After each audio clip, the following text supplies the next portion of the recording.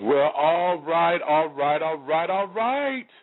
It's another glorious Wednesday, honey. You know what time it is, so get your crumpets together, babies, because it is time to dish tea.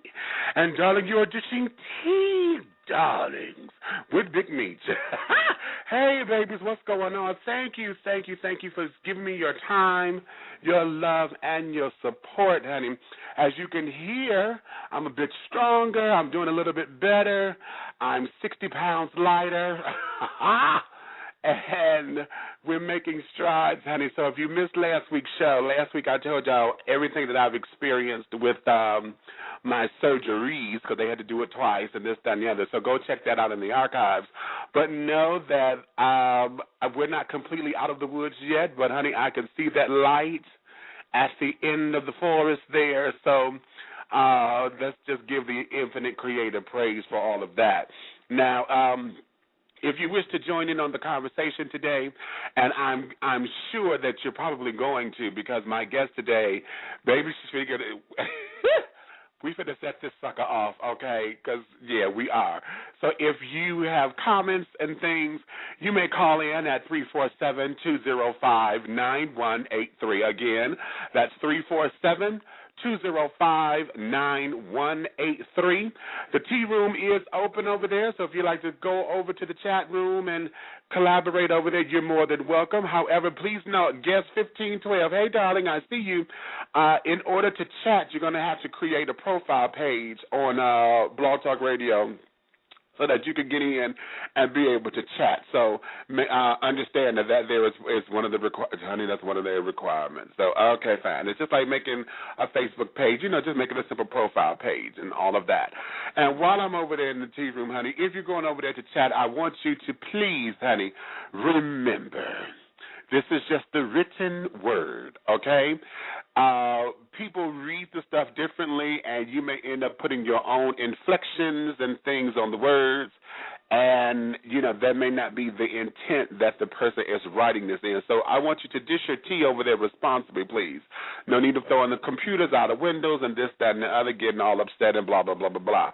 So over there, just dish your tea responsibly, please. Thank you so much. I really would appreciate that. Now, if you have any questions, comments, or concerns, or show ideas, or requests for guests, or if you would like to be a guest on the show, please send me an email at bigmeech@dishingtea.com. That's bigmeech, MEACH, at dishingtea, like the drink, TEA.com, okay? The website is in development. I will let you guys know when we're up and running. Yes, I got a .com. We will be www.dishingtea.com, and I just love saying that. Once it's up and running, honey, you'll be able to get all of the latest of what's going down with Dishing Tea. Until that time, honey, please be sure to join us on Facebook at the Dishing Tea page on Facebook. And, again, there I post a lot of the announcements, and you're able to chat and go into our discussion group. And let me have your thoughts on some of the discussion questions that I put up there, because they just may, in fact, they will sooner or later become topics on the show, okay?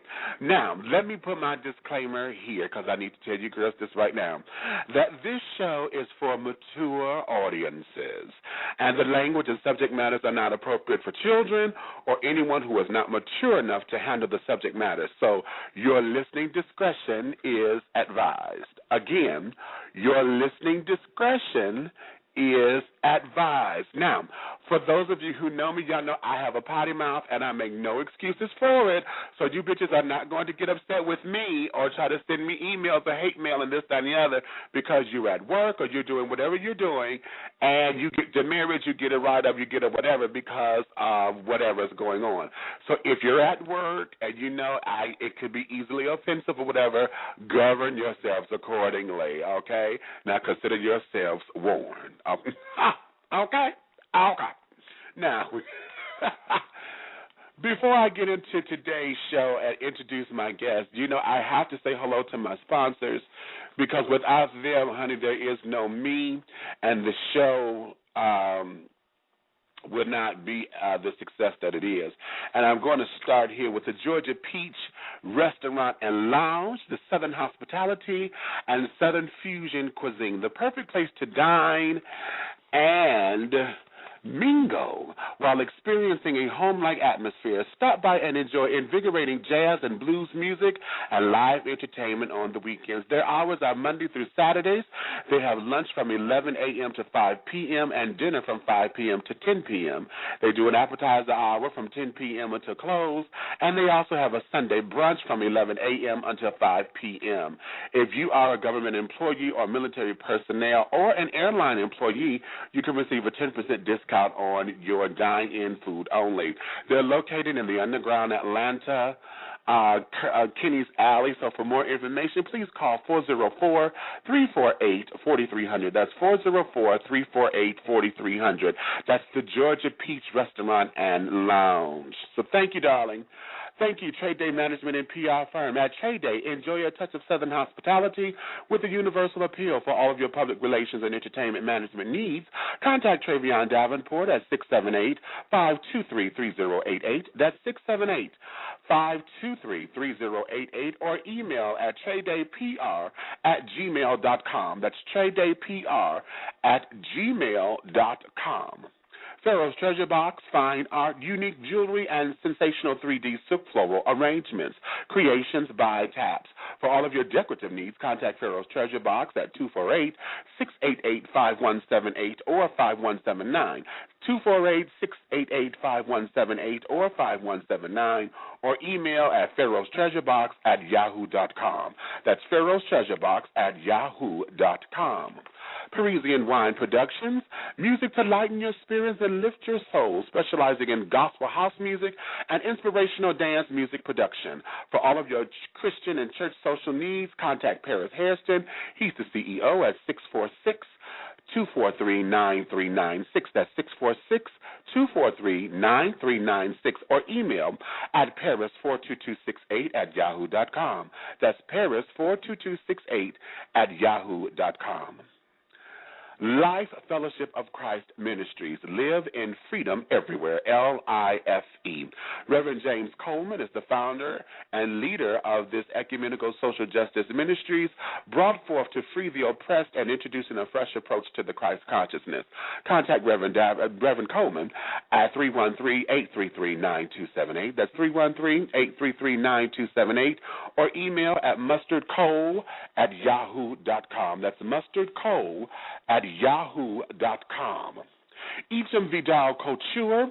Enjoy high fashion with a luxurious twist. Step into the future with fresh, innovative couture, designs by Miss Michi DeVale. For more information, contact Michi at 313-996-9807. That's 313-996-9807. Or go to facebook.com/Michi DeVale. That's MICHIEEDEVALE, Michi DeVale.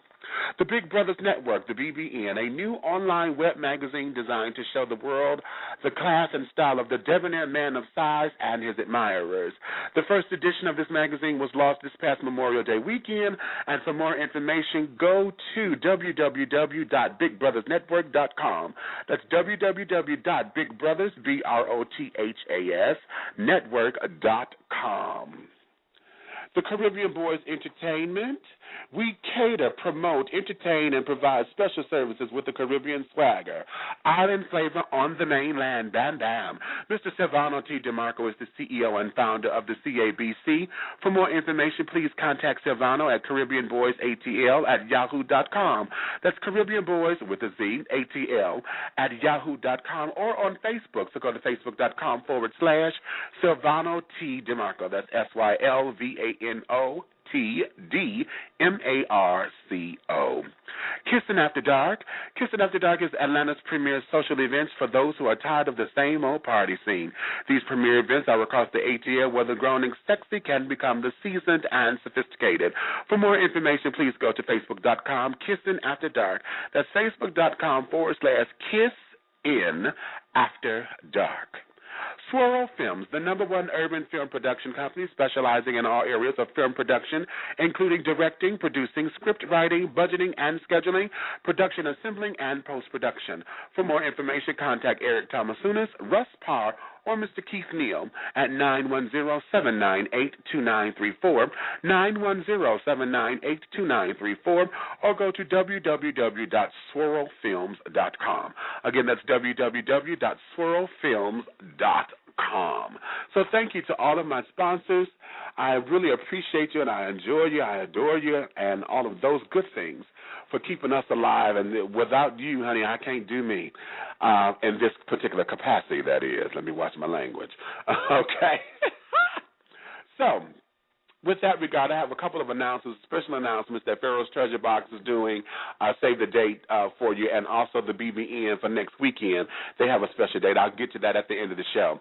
But right now, let's get into this, because my guest today, darling, has really been a very inspirational piece in my life.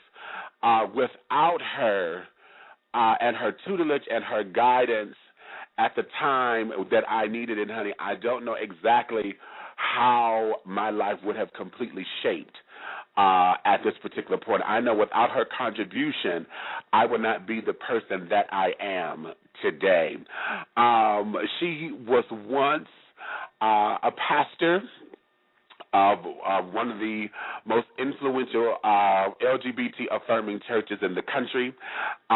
Since that time and her departure from that particular place, she has evolved into this wonderful creation, and though her tagline, honey, has always stuck with me, and I've titled the name of the show this, she has always been one with her hair.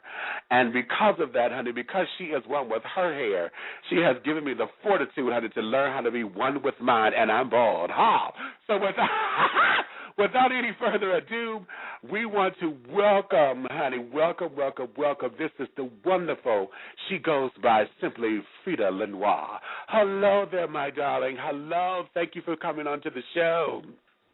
Good morning. You know, I'm on the West Coast, so it's still morning here, so I still have my morning sexy voice. So good morning. I am honored to be here and honored to be on your show. Oh, my. She said I got my morning sexy voice. Okay. I love it. Well, thank you, darling. It is my honor and my pleasure and my privilege to bring you forth, honey, because my girl, honey, you have gone into places and you have seen some things, honey, and have taught some things. And now you're at a place where I want to make sure that part of my platform is to give you the platform to take it and go broader, to go further, to reach, to go as far as the omniverse will allow you to go, because it is time for your message to go forth. And before we get into understanding Go to Hell, because that's the name of the current book that you have out, I want to, let's back up a bit and let us start at the beginning of how Go to Hell came into being and start with you on your journey. What was your journey to that place like? Oh, my goodness. Well, where do I start?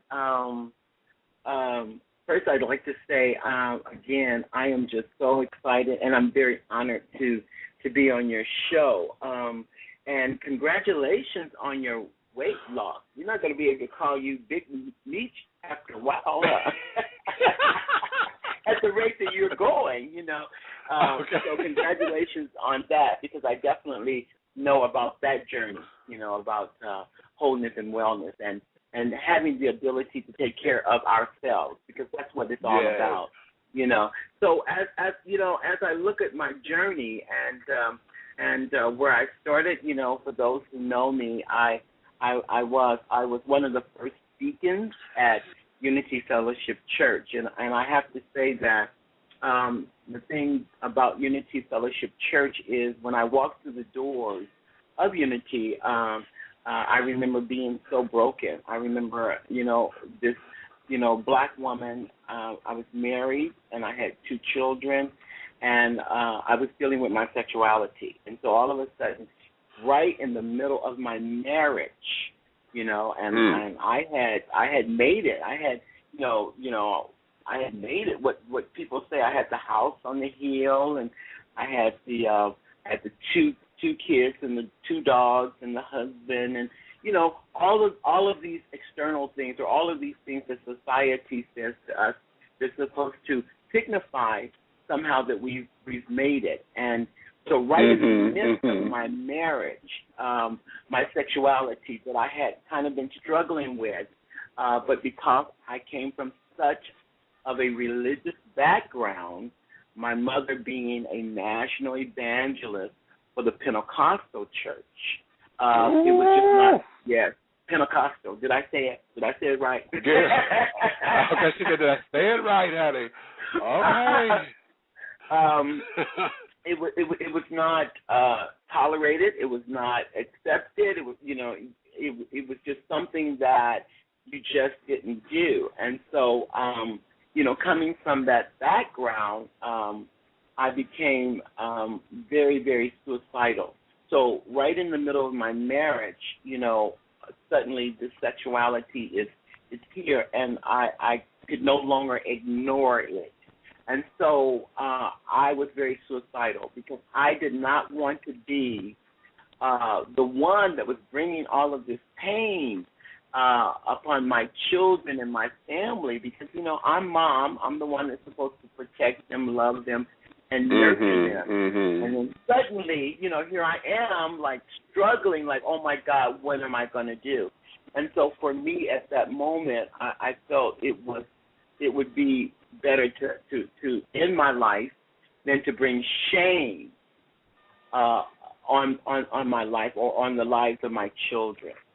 And so when I found Unity, I remember someone telling me one day, said, there's this church. So I had heard about it. There's this church, and it's a church that's affirming. And I said to myself, just another one of those gay churches. Another one of those churches where everybody's gay but nobody talks about it. Exactly. Right. Okay. Right. You know what I mean? Like, everybody's gay. You walk in there, everybody's gay, but of course they don't say gay, and gay is taboo. And so I was like, oh, no, I don't want to go through that experience. And it was like, no, this is totally different. This man talks about sexuality and homosexuality and that God is love and God loves you. I was like, are you kidding me? And then I said, I really don't want to go because those people are going to hell. See, okay, Hob. See, I had to say what the experience would go. Exactly. Like, oh, no, honey, God's going to strike them down. Like, what? But as I continue with the struggle, I decided, let me just go and see what it's about. And so when I walked through the doors of Unity, like I said, very broken, very much so suicidal, here was a place that there were people that I could identify with. And here was a man that was talking about God is love. God created you just who you're supposed to be. And it just kind of blew me away. And I had just never heard that coming from a pulpit. So that was kind of the beginning of my process of beginning to really accept who I was, accept my sexuality, accept all of me. And so for that, I will be eternally grateful for a place that opened up its doors and its arms, to people that were broken, those that were struggling with our sexuality, And so because of that, I really am who I am today. And so, I found a place, and I cannot say that it was in my future, that I felt it was in my future that I was going to, become this deacon, this minister, this pastor, and this elder. But what I knew was that I wanted to give back. I knew that, if there was any way that I could do anything that would assist or help people along the journey dealing with their sexuality, and especially at that particular time, that's when HIV and AIDS had first hit the community, and it was devastating, the community of color. the one thing that I've experienced is that, all of the things that affect other communities always devastate our communities. Whether it's HIV/AIDS, whether it's diabetes, whether it's heart issues or whatever. It's like because of our oppression and how we have situated ourselves, that it just devastates us. And so walking into unity and walking into this world of HIV/AIDS that we didn't really understand where it came from at that particular time, and there were no cocktails out there, and people were just dying. I had just never experienced anything like that, that you could be sitting next to someone on one Sunday, and then the next Sunday they would have the look. You could see life leaving their bodies, and you would be like, it was just devastating. And so here was a man that was visiting the hospitals and walking into places where people said, don't go because you don't know, you might contact the disease, and ignored all of that. And so I definitely wanted to be a part of that. Mm-hmm. I wanted to be a part of that. I wanted to give back. And so that started my journey into the ministry. That started my journey into really wanting to let people know that God is love, and that you at that time, God is love, and that love was for everyone. But of course, from that point to where I'm at now, I have evolved from that to go from God is love to you are God. God and you are one. I tell people all the time, until you can look in the mirror and see God, you don't know God. That's profound. That is so profound. Exactly. I'm waiting on God. God is waiting on you. Because it's an inside job. It's an inside job, and that's kind of where I'm at today. So, that was the beginning of my journey. And I remember, I was reading where you said, the fall from grace, and I said, no, I didn't fall from grace. I was pushed. You were pushed. Let's go there first, before we go there, let's go here, because coming from that staunch traditional background, you have a mother that was traveling, that was a prolific Pentecostal evangelist. She laid hands, and, she's bold in the spirit, and all of that. Coming from that background, and then having your consciousness change. Yes. Exactly. A fear-based background to then having your consciousness change. And I'm dabbling into the book because you cover this in the book Go to Hell. And that is when your belief system, honey, has been waken up, and everything that you thought that you were taught now has been challenged, because none of it is right anymore, or, you're challenged with that. How was that for you when you came about unity and everything about what you were taught, has been topsy-turvy? Oh, my God. What happened, at least what happened to me, is that, when you are conformed, and you are following a particular formula, whether it's religion, when you're domesticated.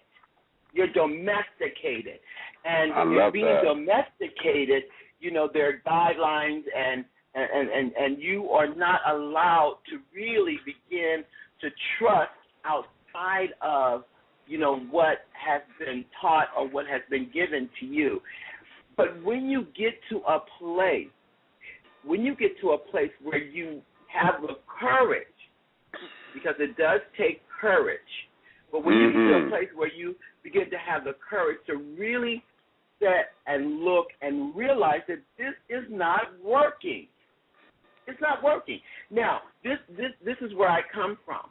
I am not sitting here saying to you that what I say or the way I look at it is the truth. I'm not saying that. I'm saying that this is my truth.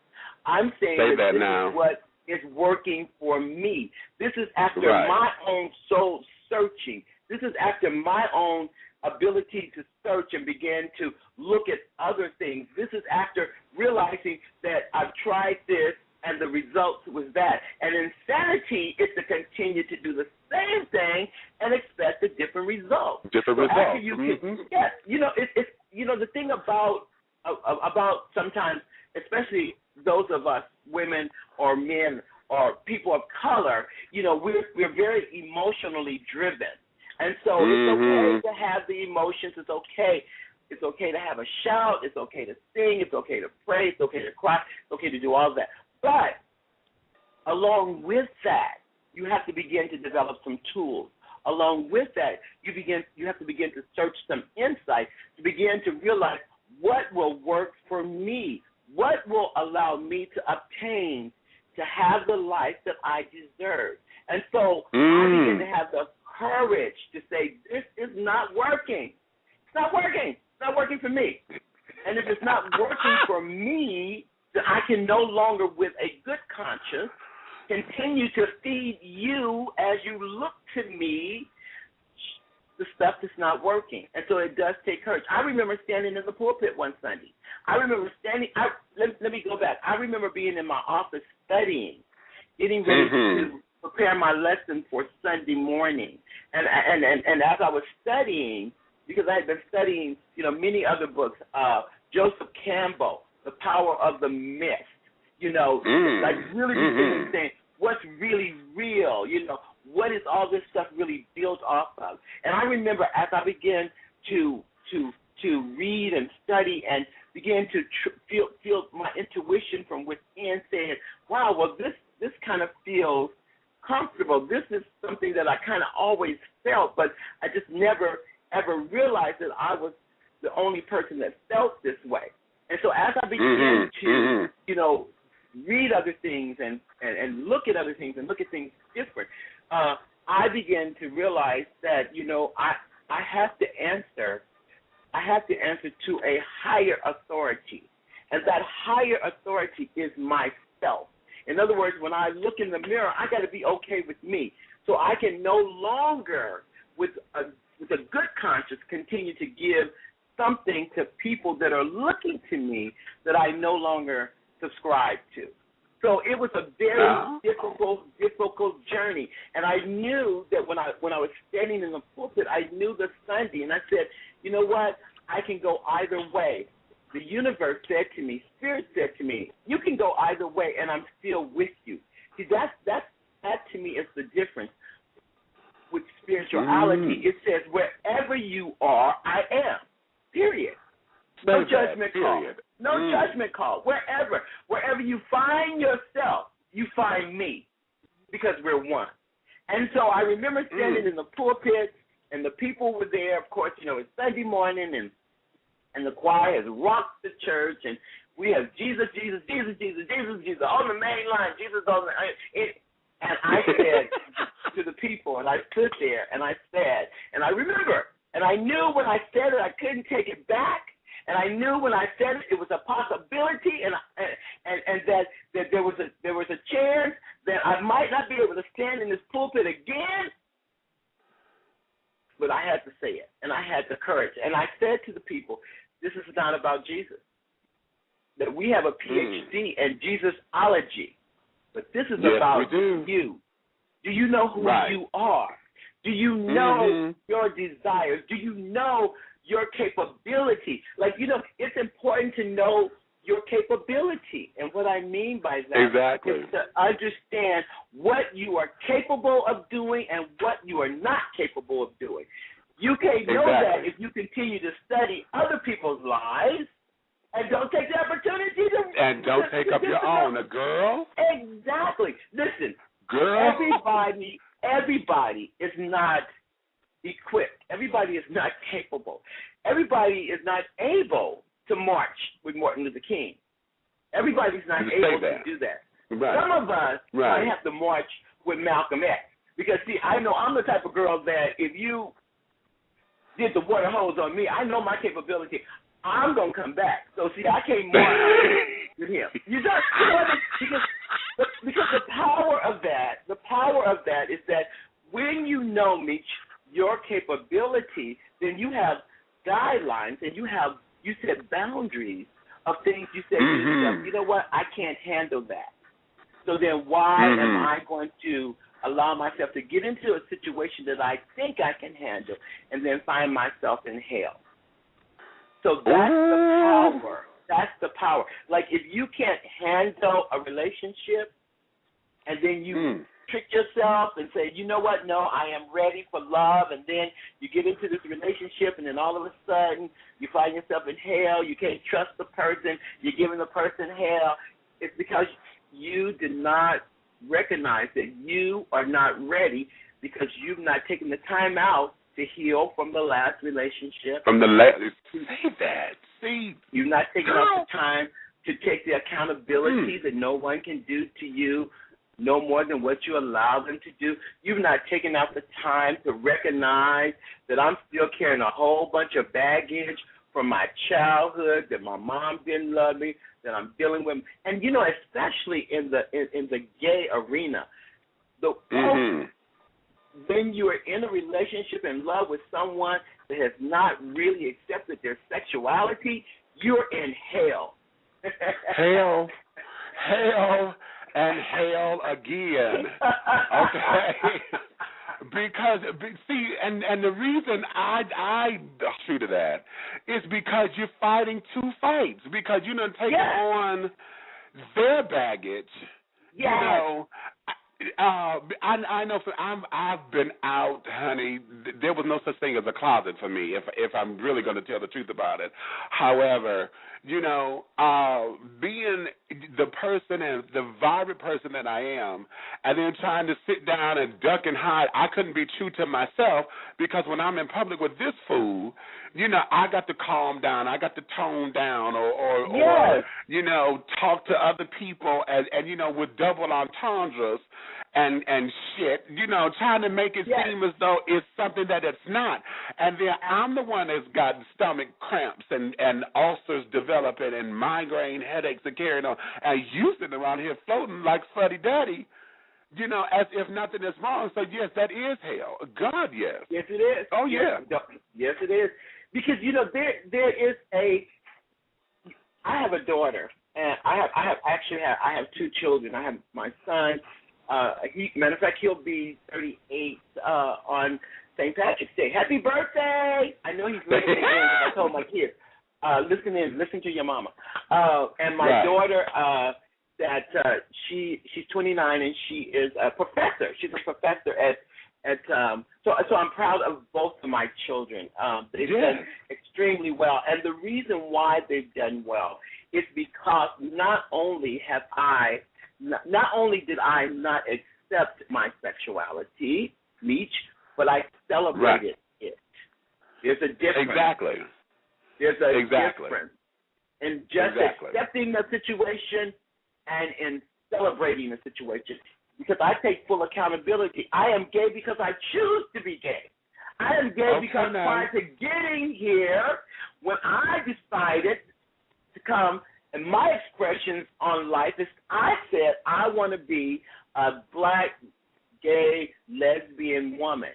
And then what happens, of course, is that we get here and we forget, and then we get caught up in life and society and what people say you should and should not do, and who you should be and how you should walk and how you should talk. We get caught up in all of these external things, and then comes this battle. And the battle, because this is what I believe, and there's a difference between believing and knowing. There's some things that I know, and I know coming from my experience. And then there's the things that I believe, and things that I believe is things that I don't have experiences, but there is this belief inside of me that makes it okay for me. And I believe that prior to getting here, prior to this expression as a human being, when we're spiritual beings, before we get here, we choose our experiences. Because I feel that from that stage, there are not all these limitations. And we come as expressions of God, because we're all God. And so I've chosen to come as God, Freda, expressing God as this beautiful black lesbian woman. But, of course, now once I get here and I get conditioned and I get tainted by society and all these rules and regulations and obligations and limitations that the mind begins to hold on to, then here comes the struggle. And the struggle is the soul, which we are in the soul, and the soul is not within us, because there's no room for the soul to be within us, because we got so much oppression and pain and despair. The soul's not going to be inside of all that bullshit. No. Exactly. So, exactly. The soul because says, they have to protect itself from it. Yeah. That's right. The soul says, okay, you said that you wanted to express yourself as this wonderful lesbian. Let's do it. But then the mind kicks in and says, we can't do that. What are people going to say? How are you going to be accepted? What is society going to do? And so then we try to take all this big, beautiful energy expressed as ourselves and fit it into what society says. And so that's where that battle and that torment begins to happen, because the soul is like, oh, no, I'm not connected to all this other stuff. I'm not connected to the limitations. You said, and so you have this internal battle. And so a lot of times we try to just accept who we are and say, okay, I'm a lesbian. Okay, I'm going to be this, okay, but no, it's not about, you cannot accept life. You must celebrate life. You must celebrate your expression of who you are. Celebrate. So today, I celebrate. I love it. I love who I am. Baby, celebrate. And I remember a sermon that you did at Convocation years ago, and you said you must also participate in life. Oh, you got to celebrate do that too. And participate in it, because otherwise, if you're not participating in it, you end up missing out because it'll just fly by you. Exactly. Wow. When you don't participate, when you don't participate, and when you're not accountable, then you will allow others to come along, and you begin to allow what they say and to listen to. See, wow, it's not about, it's not about taking other people's truth and making it your own. You are accountable and responsible. And what I mean by responsible, I mean how you respond to life. How you respond. Say that. I feel life shows up. Life has your address. I tell people, life is like Would you say that again? Life has your address. I love that. Honey, you can't hide. You can't move. I love that. Life knows where you are at all times. Listen, you can pray until your knees get raw. You can meditate and burn candles till you burn your house down. You can face the east or the west. But at the end of the day, bitch, life has your address, and it will show up, because life is human. And to be human, shit shows up. So life has your address. Wow. Isn't that profound? Wow. Now, okay. Okay, with life showing up, let's go from you being pushed out of grace to you starting and developing love at work. Oh, my goodness. That particular journey, yes. Whew. Life shows up. Did I just say that? Did I say life shows up? Because I think what happens is that what we feel like, once we come into our own reality, somehow we think, okay, I'm in my reality. I've discovered who I am, and somehow we think that at that point it's going to be all roses and it's going to be smooth because I have this new outlook on life, and life is showing up, and I'm discovering who I am, and everything's going to fall in place, and it's going to be all wonderful, and it's going to be all beautiful. Life shows up so that you can show up. Ooh. Let me say that again. Life shows up so that it has a purpose. You can show up. The only way you can show up is when life shows up. That's the only way. That's the only way. As human beings, life shows up so that you can show up. The only way you can show up is when life shows up. Wow. It is at that point you get the opportunity not to judge yourself, but to see who you really are. That's it. Ooh, sister. Wow. Wait a minute. Let me breathe, honey, because it's that not one a punishment. It's not punishment. No one's out to get you. It's not betrayal. No one can betray you. Your betrayal is an inside job, because when you're totally honest with yourself,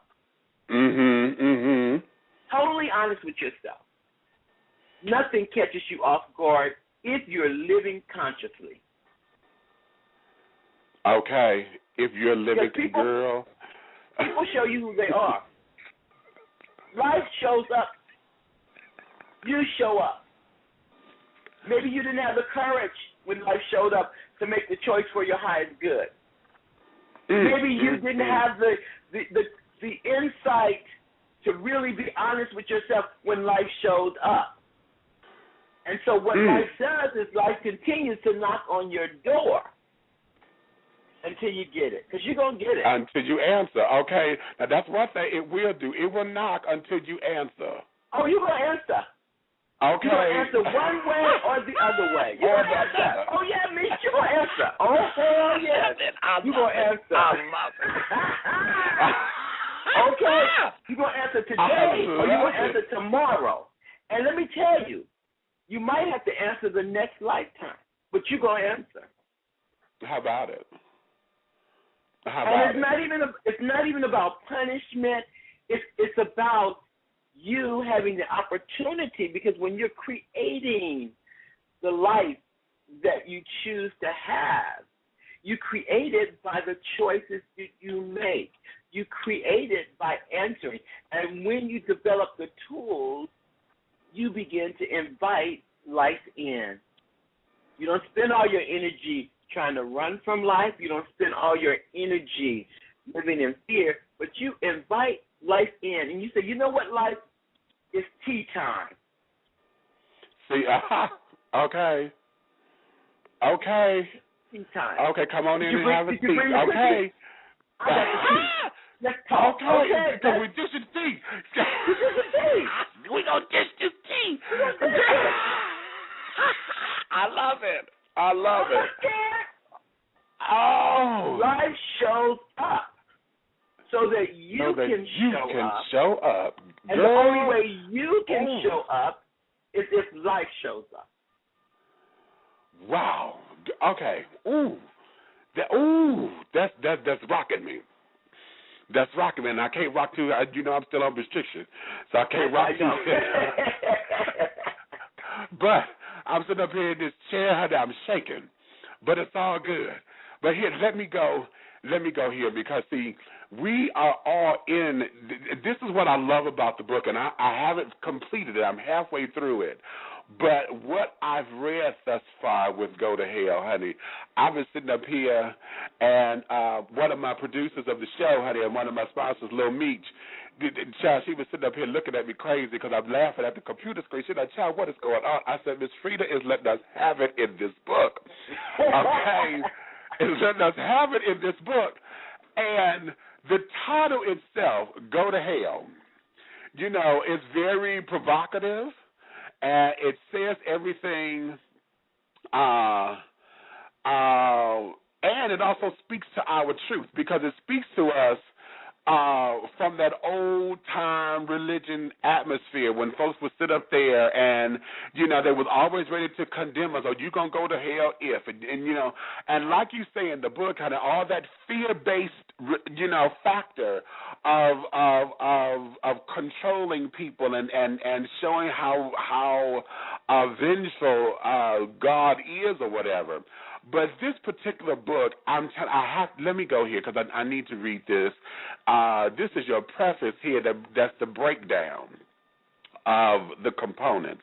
But this is so profound because you start off, you said, there are many paths to greatness, and you might have to go through hell to get there. Then you say hell is finding out that you were conceived during a booty call. See? Okay, wait, girl. When I read that, I hollered. Looking for love in all the wrong places and finding it. Laying next to someone and still feeling lonely. Woo! Come on. See? Woo! Okay. Standing still when you know it's time to move on. Listen, you know. You got all the signs. People say, did you know? Did you get any insight? Oh my God, you got all the signs. You got the wells, you got the whistles, the bells. Everything told you this was not the right relationship. Everything told you it's time to go. And hell is standing still when you know this is over. You know it's over. Right. And then see, this is where I love Elder Claude when he coined this phrase of the acronym for sin, when he said it becomes self-inflicted nonsense. Exactly. Hell is just that. Hell becomes self-inflicted nonsense because we know what it is. We know what consequences are coming. We know the probabilities, but yet, for whatever reasons, we decide to stay there thinking that we're doing the quote-unquote Christian thing. We're going to love them. Not for whatever reason. We stay out of fear. We stay out of uncertainty. We stay out of, because sometimes, even when we find ourselves in a situation that's not for our highest good, or we find ourselves in a situation that doesn't serve us well, because we are familiar, we stay because we're familiar. We might be familiar with rejection. We might have come from families where we didn't have support, where our parents could not really nurture us, and so we are familiar with being in situations that are uncomfortable, but we become comfortable because we know how to operate. We are familiar with being victims, and so we live in victimhood, and the unknown is too great. And so we stay because this is something we're familiar without having the support. We're familiar without being encouraged and being loved. And so we stay in situations because we are familiar with it. And sometimes the fear of the unknown, which in the unknown is where you become open, that becomes too great. And so we stay. Because we're familiar with it, and we know the tricks of the trade of being victims. And then, too, a lot of us feel that's supposed to be normal. Right. We know how to operate from victimhood. Yeah. We know how to manipulate. Yeah. We can manipulate you from victimhood because, as soon as somebody, you can say, woe is me. I mean, haven't you had those friends that every time they call, when you have caller ID and you see their numbers, you already know they're victims. You already know they want something. You already know. Okay, exactly. Thank God for caller ID. Thank God. You don't know, not today, girl. Because that girl still. Because exactly. Because you get the spiritual vampires that come and suck up everything, honey. Exactly. The thing about the book Go to Hell, the title, I knew that the title is really about something that we all can identify with. Exactly. No matter the color of your skin, no matter your sexual orientation, no matter where you come from, no matter your level of education, if you are here on the planet Earth, You have experienced hell, been to hell, been through hell. You know, there's this quote from Winston Churchill that I love. He said, if you're going through hell, keep going. Okay. You know, what we do is we lay over. We stop. Ooh, I was just going to say that. We just stop right there in it. Yeah. Exactly. Mm-hmm. We try. And the thing about hell that I want people to begin to realize is, first of all, not to be scared to go. And then number two, to realize that hell is a judgment call. Just like heaven is a judgment call. Say that. Say that. Hell is a judgment call, just like heaven is a judgment call. That's what I called heaven one day when I first met you. At the end, I called hell because I'm trying to get away from you. This thing that you make me backflip up in here, girl? Okay. Right, in the beginning, you was my godsend. Okay. Okay.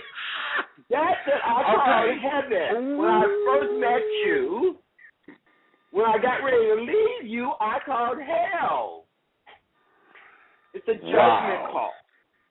And when you take the judgment call off of the situation, your greatest insight, Meech, your greatest power comes from those difficult situations. When you have the courage to realize, when I say hell is realizing that you were conceived during a booty call. What I'm saying is, once I discovered that I was not conceived, baby, from the greatest love story ever told, once I realized that I don't really even know who my father really is, but it has nothing to do with my identity, that was just a mode of transportation that I used in order to get here, because it's not about how I got here, it's about I'm here, and what do I choose to do with my life? I can't get caught up with who was the man that laid with my mom, so that I can't get caught up with that. I can't let that be a distraction to tell me I'm less than because society says I'm a bastard. I can't get caught up with that. Girl, stop. Stop, because I'm having flashbacks. I said that to my mother when I found out she and my father were not married when I was conceived. And I said, oh, my God, I'm a bastard. And she fell out. It tickled her. And I said, and then, you know, that was a learning point for me, because that was one of the first lessons that she taught me about sexuality and intimacy, was that it didn't matter because I'm still here. It didn't negate the fact that he wasn't my father or whatever. It's just the fact that I was here. So regardless of what society says, you still here. And exactly. That was my very first lesson with that. Yes, it was. Yes, it was, girl. I think I was like 5 or 6 when I found that out. Because I was sitting there thinking, oh, my parents were, you know, love and care. My brother was here. I'm living in California right now, searching for my father. That's how I got here. I was like, I need to find my father. Who am I? I don't know who I am. I need to know where I came from. And so I moved to California, found my father. Oh, my God, this is my father. And I kept looking at him. And, you know, because sometimes our parents were really something else back in the day. And then, of course, they become very super religious and, very respectful and, all these things. But, some of them girls, not all of them, but some of them girls were some humdingers back in those days. And so here I am in California.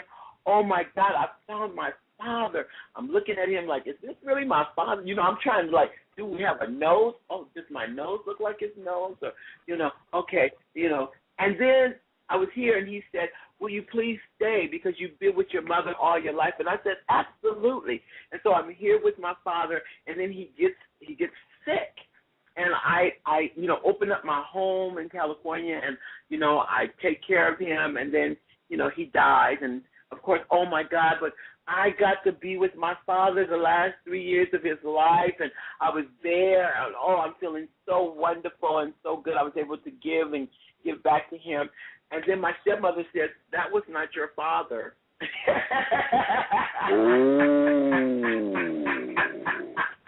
How about that? So hell is realizing that, you know what, I might not ever realize who my father is. But the beauty of it is, it doesn't even matter. Am I going to live that life of, oh, my God, what's my identity? My identity is what I make it. My identity is that God and I are one. That's my identity. That's a distraction that I will not get caught up in because I am on my purpose, and my purpose is so much bigger than what society says I should be identified as. So exactly. That's the thing about hell, is that looking at those difficult situations and getting what you need from it when you take the judgment call, because it makes you who you are today. Now, the one thing that I loved about this book is, like, I love hell is living in someone else's closet. You know what? I'm right. See, you know, that spirit, because I was just about to say, let me read this passage. And that's the exact passage that I'm going to read. and I got, because it's the part here at the end that just hit me right over. Know the truth, and the truth will make you free. What truth? Whose truth? Your truth, my truth, or the truth? We can only find true fulfillment when living the truth. And there is no greater reality than your own individual truth, and that is the truth, the whole truth, and nothing but the truth.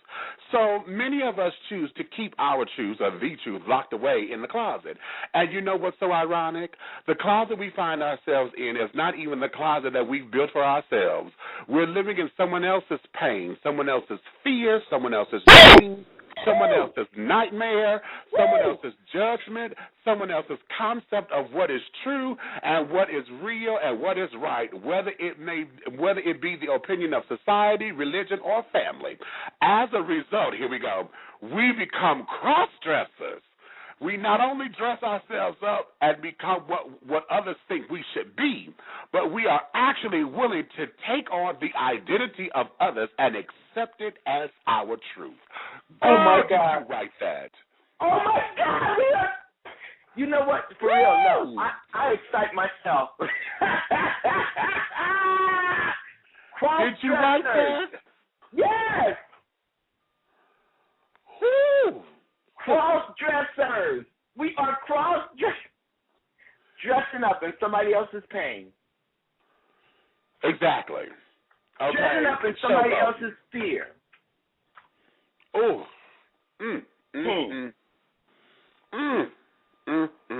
That's why I say go to hell, Dennis. Go to hell. Go to hell. Okay.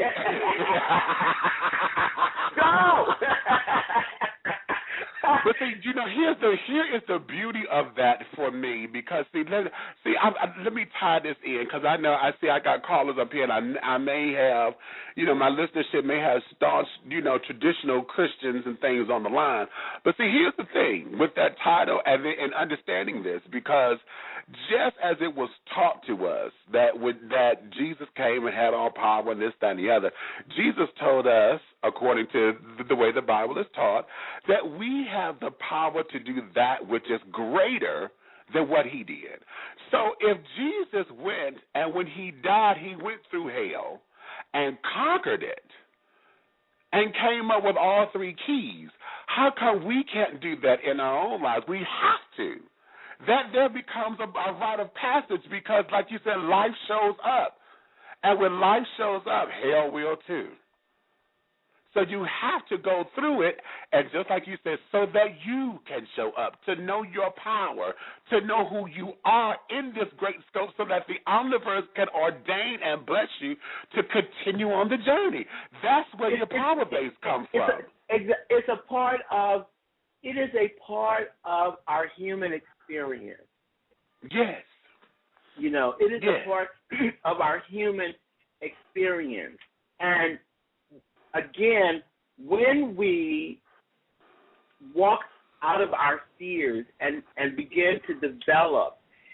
You know, it is up to you. What will work for me won't necessarily work for you. It's not one shoe fits all, because it has to do with our experiences. Exactly. And when you have the courage not to get so caught up, I call it talking in third person. Where's your voice?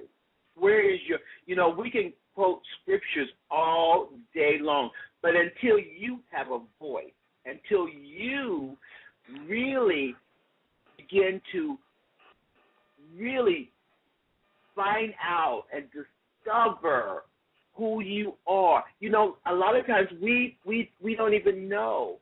We take on so many identities until, you know, have you ever been in a relationship and you're in this relationship and, you know, you eat spaghetti on Friday nights because that's what you've always done, because that's what you developed to do. And then you break up in the relationship and somebody said, you want some spaghetti? You go, I don't even like spaghetti. Like, no. You know, we lose our identity because we continue to look on the outside, whether it's looking to the preachers, to a monk, to events. We look for other people. We don't want to do the work. We're afraid to do the work. We're so afraid to discover ourselves because we're so afraid of what we might discover.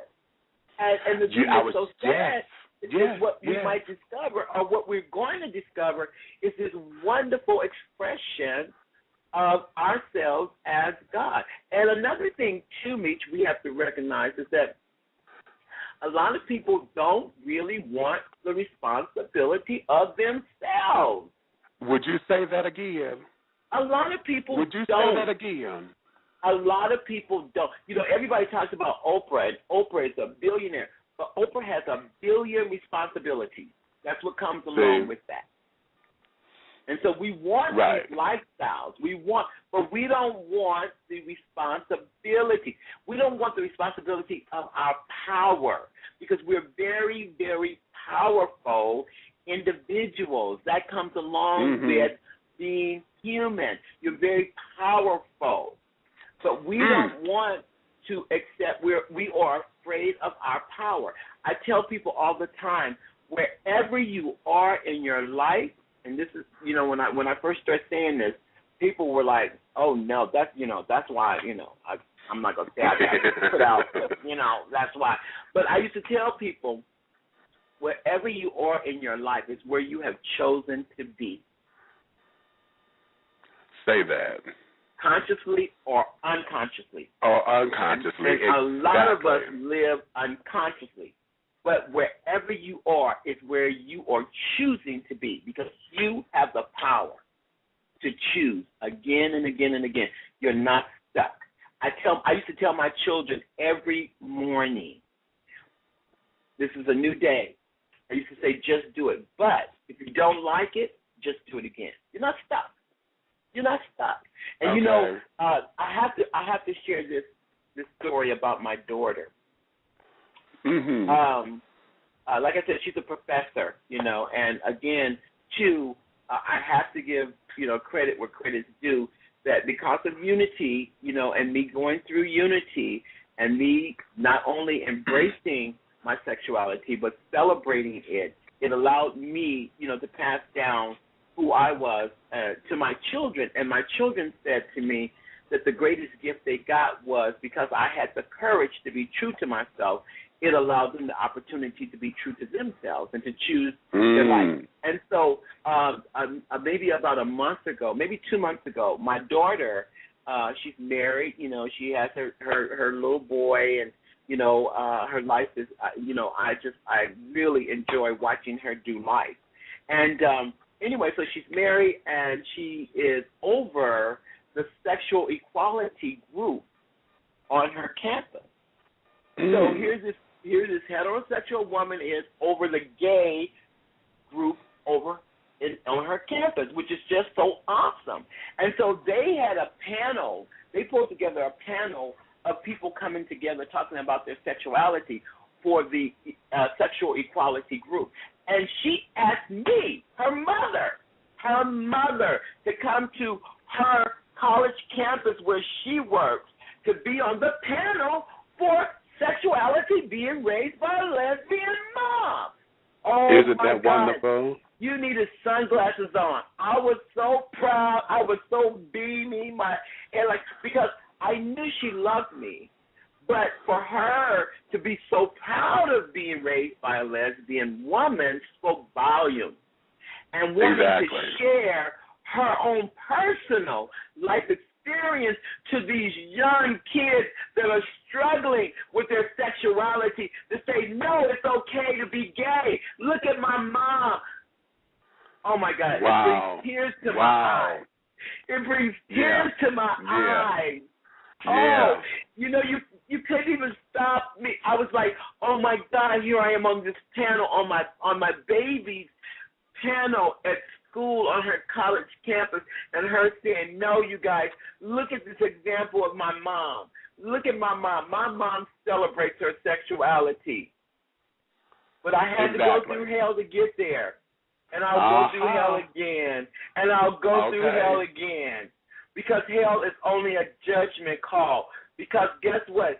What I got from that journey makes me who I am today. Mhm. And today, all is wow. So if you got to go through hell, keep going. It's okay. Keep on going. Don't okay, because it's okay. Don't be afraid of it. Exactly. Wow. That girl. Okay, wait a minute. Let me take a breather. We got a caller that wants to come in and say something. Now, I'm coming to you, darling. 323-904. 323-904. You had your hand up for quite a while. Let me come to you and let you have your say. Hello there, darling. You're dishing tea with Big Meech. And say hello to my darling, honey, sister over here, Miss Freda Lanoix. Are these my two favorite people on the planet? Oh, my God!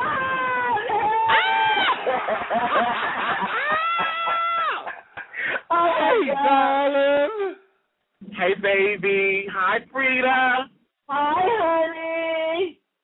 Oh, my God. First of all, I am so proud of both of you. You are exposing a topic that people are scared to even look at. And, Meech, you handle it with such dignity, such class, such reverence, but yet bring a whole new, fresh approach to it. So thank you for that. Freda, I am so proud to be able to have the title as your best friend.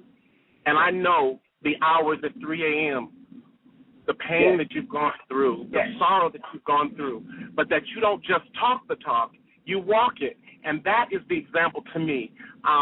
I know we say it all the time, but I want to make the public declaration because I can't stand people that talk about how much they love you in public and never say it. So we say it all the time. But I am so grateful for what you've brought to my life. Here I am, a big effeminate queen, and was scared to say it, to be it. Can you believe that, Meech? Can you believe that I was actually thinking I was in the closet? Darling.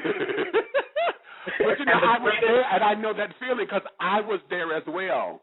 I was there as well because, I've gone through all different facets of gay living, from my very flamboyant days, honey, to now my little subdued. I had to get comfortable with my masculinity because I ran from it. So, yes, I understand. So during my most flamboyant days when I was wearing pink and purple and carrying on, yes, I still thought I was in the closet in some cases with my nails long and carrying a purse. How about that? Yes. And so one day she just said to me, what are you doing? Very simple question. What are you doing? You have been given every gift possible, and you are living beneath your means. And so what it was like, so you said at the beginning of the show, you made a disclaimer, this is a grown folk show. So I'm going to bring it down in some language Take it. All right. Okay. Every penis can't fit in every hole. And what I mean by that is, okay, we're not going to talk about the booty or the vagina, but let's talk about a nostril, just one of your nostrils. It is inconceivable that you're going to stick a penis up in one of those holes. You can try, That might be your thing, but it's not going to fit. And the reason I'm saying that is religion is a round hole. You have a square peg, and you keep trying to drill it in, and you keep trying to make it fit. And so you say, well, I'll take this scripture, but I'll ignore this one. And that's okay for some people. They can call it New Thought theology if they want. But the peg was not going in the hole for me, and I had to say, I have to have the courage to completely say this does not work, all of it. I'm letting it go, and I'm starting over fresh. So I went through hell to find out that on the other side of it is heaven, right here, right now. Well, how about that? I have to thank Freda for that. Thank how you. about that one? That on the now other side of going through hell, yeah. They're going to say, oh, penis and nostrils. That's all they're going to remember about the whole show, penis and nostrils. No, but you know, as graphic as that is, you know, that's a wonderful analogy because everything ain't for everybody. You know what I'm saying? Yes. And yes. if you force it to fit, it ain't going to fit properly. It's going to fit too tightly. It's going to be very uncomfortable. And it's going to cause problems and wreak havoc. Pain, broken blood vessels. Okay. But when you are able to say, not only can I design my own peg, I can design the perfect hole for it to fit in. I don't have to. Exactly. You have the power. Yes, it's different for everybody. Because certainly Freda and I don't agree on everything, which is amazing and great to me, because then that makes me know that I really am a critical thinker. I'm not just following her teaching, because I'm not going to put down one thing to pick up another. I've done that. That's a social club. I don't want to be a part of a social club anymore. I'm a club of one, and I'm good with that. And then it keeps you, see there, and then it keeps you individual. See, one of the things, as much as we like to have our friends, you know, that we have likenesses or whatever, we also have to celebrate our independence and our differences. That's what makes us unique, because without my contributions to whatever, my friendships, my jobs, my relationships, my whatevers, without my contribution, honey, it's not going to be the same. So if I sit up there and mask myself to blend in to where we all doing the same thing and this, that, and that, I'm robotic. And there's nothing about me, honey, that says I need an oil change or whatever, honey. I'm not robotic. You know, my mouth is too big, honey, to sit up there and not be heard and to not, you know, have my own say, to not use my own mind, to not use anything. And I refuse to allow anybody else to tell me what it is I need to think and what it is I need to do without me scrutinizing it. You know what I'm saying? We've come through that. Traditional church has branded that in us. That's how we come. You know, when we were younger, everybody had to learn. You learned the 10 Commandments. You learned the books of the Bible. That was standard, and it was grilled in you, and everybody knew it. Everybody did this. Everybody knew these scriptures, and we all interpreted them the same way that my great grandmother's pastor told me and taught it. And, you know, and this, that, and the third. So now that I'm able to sit down, you know, we've always been told you ain't supposed to question God, but how you going to learn if you don't question? Absolutely. Not to question God not to question God is not to question yourself. How about that one? Listen, Freda is so kind and eloquent, and she really cares about people. So she can't say it or won't say it, but, you know, I'm a little more radical, so I'm going to say it. I'm going to say that one Sunday she said from the pulpit to the congregation, I can't wait for the day until I come here one Sunday to do what I do and nobody's here. And they looked confused, and she went on to say, because the greatest joy will be that whatever I've given you, you go out from these doors and apply it. So you don't have to. How many Sundays do you have to sit? I'm a member for 50 years. Really? You need to be out living what you learned and give somebody else room, a new seat, to come in and get it. And so, you know, the people that be, the powers that be, like, you can't say that. We need to teach them. They need to stay subservient. We need their tithes. We need their offering. But I thought it was a bold move for her to say, go live it. Go be it. She doesn't say have a great day. She says be a great day. And that's just amazing to me. Exactly. Yeah, I say that too. Be a great day. You have to. But see, here's the thing, because see, this is where traditional teachings falter. Because if we go back to how we were taught traditionally, that's what Jesus said do. Jesus said, go out and tell it, spread it, be it, live it. He didn't say stay stuck. But you know, listen, I'm okay with them feeling how they feel, believing how they believe. Really, I'm not here to bash because that's what they did to me, and I don't want to. That's not the game I want to play. I'm saying, don't come at me with that bullshit. If that's what you need, you do that, and good. But when you think you have an unspoken privilege and haughtiness and arrogance that you're going to force what you believe on me, no, you're not. No, you're not. Right. My pump's a size 13, and I'm not having it. Okay, now. Okay, I love you and thank you and continue to do this fabulous work that you do. I love you both. Thank you. All right, baby. I thank you so much for coming on. That's my best friend.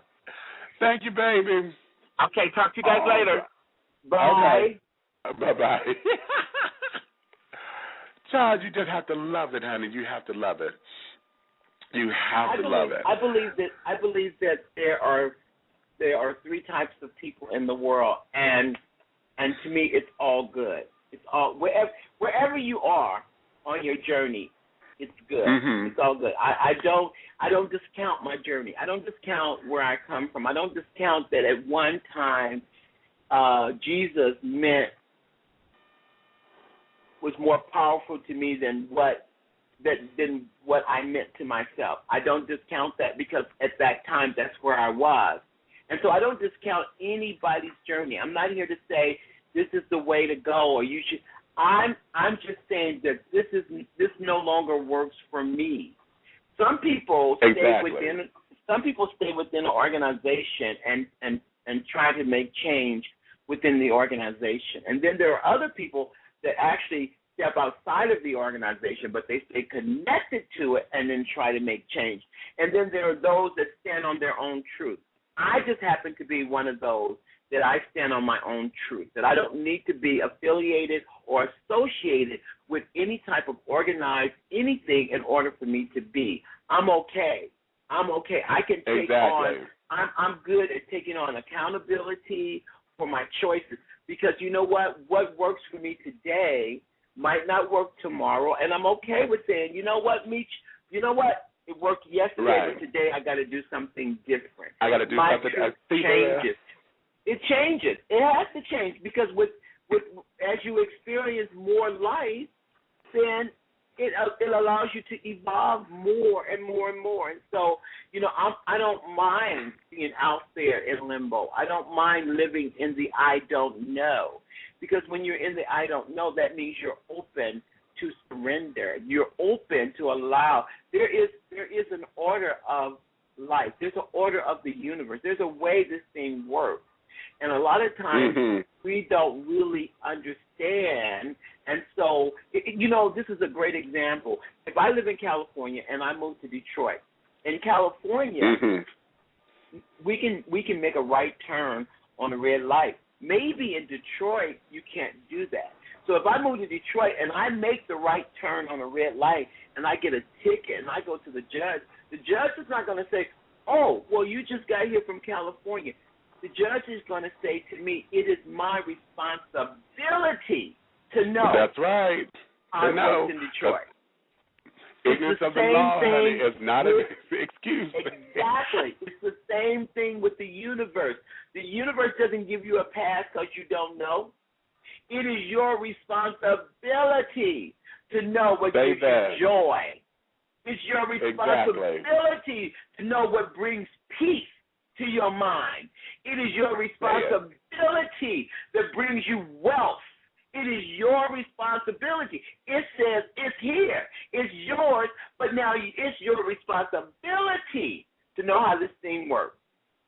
How about it? Let's take another call. Let's go here to 818-897. 818-897. Hello there, darling. You're dishing tea with Big Meech and my soul sister, Miss Freda Lanoix. Hello. Hi. Hi, Paula. Hey, baby. Hi. How are you? I'm doing great. You know, I'm first-time listener. It's just so beautiful that you guys are coming together to discuss something like this, and my soul right now is just full, you know, and I really appreciate it. Big fan of Rev Freda, love Rev Freda, follow you everywhere in terms of Facebooks and things like that, and you probably know me through my wife, Patrice Coleman-Sweet. Yes. So I'm really looking forward to see you. I you know, in terms of thinking about who I would run to when I feel these fears and when I feel lost and when I feel, you know, like I don't have any answers, I think of you, and I really look up to you and respect you. Thank you. Bless that means a lot to me. Thank you. Yes. Thank you. Yes. Whew. Wow. I didn't know I was going to cry on your show. That wasn't part of the deal. Thank you so much, darling, for your time, and those are just some beautiful words. We thank you for calling in. Yes. And honey, don't be a stranger. Come back anytime you feel it. You hear me? Thank you. I'm gonna continue to listen in. And I just thank you for having one of the greatest folks on your show. Thank you. Yes, oh, wow. my darling. Thank you so much for that. I feel the exact same way. Thank you. Yes, my darling. Because, you know once my book sells 1 million copies, you know me, it's just gonna be hard to get to me. Now I'm telling you now. So I know, I don't darling. care. Hey, you'll be dishing tea. So you know when she was trying to make it, she let me. But you know you're gonna have to go through my PR person, and you're gonna have to go. Oh my God! Like I do with everybody else. People, oh my God! And you know my number's gonna change, and you're not gonna. Of course. Well, you know, let's make it happen because you know already we're down to the last 2 minutes of the show, and I want to make sure that everybody know where to get the book. I want everybody to know about your beautiful website, honey. Give everybody all of your contact information so they could go get the book. It's an e-book. I'm telling you, y'all hear how we holler now. When you read this book, baby, okay, go girl. Okay, there's several ways to get the book. It's with Amazon.com, it's on Borders.com, it's on BarnesandNobles.com, Smashbooks.com. Go to Hell, you can't forget that, by Reverend Freda. Or you can go to www.gotohellbyreverendfreda.com. One word. Gotohellbyreverendfreda.com. Or you can find me on Facebook. Facebook, Freda Lanoix, that's my name, or Reverend Freda on Facebook. And it has the link to my webpage. But again, go to hell by reverendfreda.com. I tried to make it as easy as possible because, listen, every Nook, every Kindle, listen, your phone is not a smartphone or it's not as smart as it can be until you have Go to Hell by Reverend Freda downloaded on your phone. You better say that. It ain't a smartphone, honey, if it ain't got this book. You better. Okay, it ain't a smartphone unless it's going to go to hell. Exactly. A diplomat is a person that can tell you to go to hell in such a way that you will enjoy the ride. So I'm that diplomat. Go to Hell by Reverend Freda. Go. I'll meet you there. I've been there. Okay. Well, you know what? I am down to the last 40 seconds of this wonderful time with you, my sister. I again, honey, I just thank you for being a pillar in my life and in my spiritual development and in my walk along my journey, and I still consider you to be one of my teachers. And I thank you for taking this time, honey, to come on. I thank you for sharing and imparting with us this knowledge with Go to Hell and all that's in it, honey. So with that, I thank you, I thank you, I thank you, I thank you. I thank you to all the listeners, honey, who came in. For those of you listening by phone and by computer, I just thank all of you, honey, for such a wonderful time. Because I'm sitting up here, I'm telling you, I'm shaking. Because that there is just profound. Life will show up, so you can show up. My sister. Yeah. So, with that, my darlings, thank you all for coming. It's been my pleasure. I'm full, okay? Oh, I'm full. So thank you, and much success to you, and continued over there with the work you're doing with Love at Work, and all that you're doing along your journey, honey, becoming the woman that you are, because you are one with your hair. I'm one with my hair. Yes, ma'am. Thank you for having me. Thank you, darling. And remember, thank you. Go to hell. Go to hell, honey. Okay, right. Go to hell. Okay. I'll talk with you later, Charlie. Thank you so much. All right. Oh, my darlings, honey. Thank you so much for your time and your energy, honey. I hope that this was something that you enjoyed. And if it was, darling, tell a friend. If you hated me, honey, tell an enemy. But do know one thing, honey, this thing will go forth. So now, hopefully, honey, you've eaten all of your crumpets because the tea has been dished. And you are dishing tea, darlings, with big meat. So thank you. I will see you guys back here next week, and we will keep the party going. So until then, honey, God bless, and know how to live in your truth, because it is the truth. God bless you. Talk to you soon. Hi, it's Jamie, Progressive's Employee of the Month, 2 months in a row. Leave a message at the... Hi, Jamie. It's me, Jamie. I just had a new idea for our song about the Name Your Price tool. So when it's like, tell us what you want to pay, hey, hey, hey, and the trombone goes, wah, wah, wah, and you say, we'll help you find coverage options to fit your budget. Then we just all do finger snaps while a choir goes, savings coming at ya, savings coming at ya. Yes? No? Maybe? Anyway, see your practice tonight. I got new lyrics for the rap break. Progressive Casualty Insurance Company and Affiliates. Price and coverage match limited by state law.